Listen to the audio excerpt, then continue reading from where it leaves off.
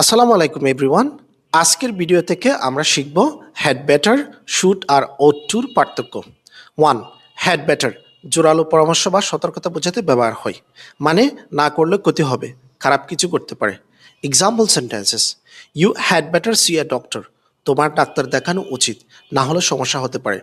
You had better not be late, তোমার বরং দেরি না করাই ভালো, না হলে খারাপ হবে। 2.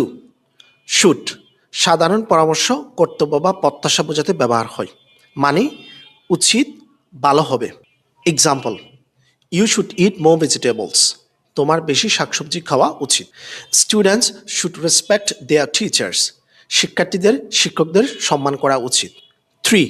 ওড টু অর্থ ও ব্যবহার সুরের মতোই, তবে একটু বেশি আনুষ্ঠানিক, মানে উচিত, করতে হবে। Example sentences: we ought to help the poor, আমাদের গরিবদের সাহায্য করা উচিত। You ought to be careful, তোমার সাবধান হওয়া উচিত। মূল পার্থক্য সংক্ষেপে: হ্যাড বেটার বরং উচিত, না করলে ক্ষতি, জোরালো সতর্কতা পরামর্শ। শুড উচিত, ভালো হবে, সাধারণ উপদেশ।